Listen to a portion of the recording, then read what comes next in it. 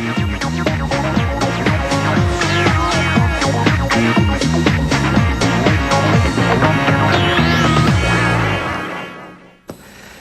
me now to talk about putting your invention on the map is Alexander Poltorak, Chairman and CEO of the General Patent Corporation. Alex, thank you for being here. It's a pleasure to be here, Ali. What is your company, General Patent Corporation?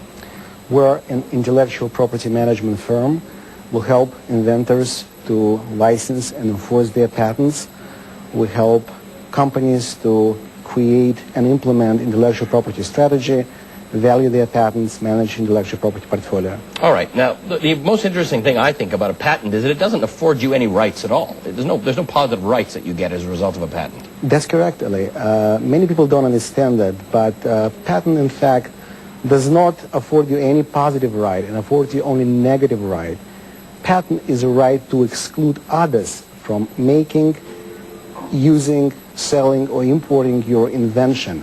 It does not even give you right to practice your own invention. Interesting. What is the process one should go to? Let's say one is a tinkerer more than an inventor, and you're developing something over years, and you've got it to rudimentary progress.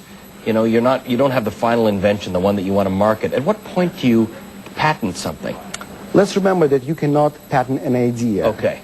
An invention has to be reduced to practice before it can be patented. It does not mean that you have to build a working prototype. Okay. It could be done either through building a model or through filing a patent application.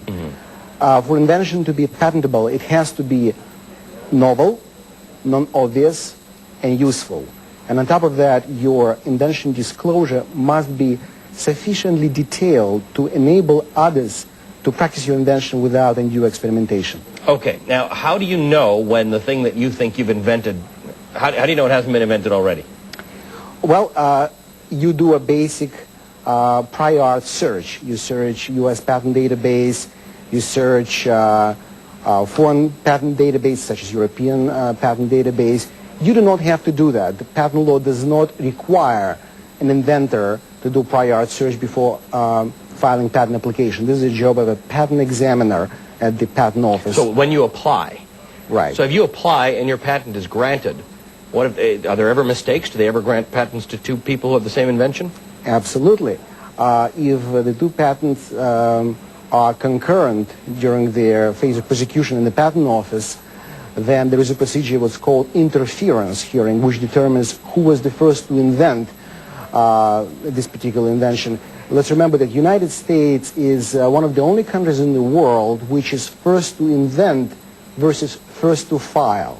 Interesting. In Europe, whoever files first would Right. get a patent. In the United States, it's who invents first. All right. Now, what happens if your patent is infringed upon? Is that something that the law takes over, the government takes over, or you have to sue?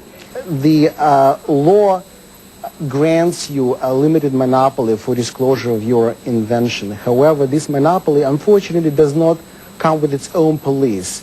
Inventor is pretty much left to his or her own devices in enforcing the patent rights. Therefore, you would need to police the marketplace for the acts of infringement. And once you discover these acts of infringement, you must act in a timely fashion. Otherwise, you may run into the problem what is called laches. And you really need to act quite expeditiously to enforce your patent rights. That, by the way, is not cheap. It comes at a steep price. Today, cost of patent infringement litigation is upward of $2 million. This is a fascinating story. Thank you very much for joining us to tell us a bit about it. You're welcome, Ali. It's a pleasure to be here. Alex Poltorak is the Chairman and CEO of General Patent Corporation.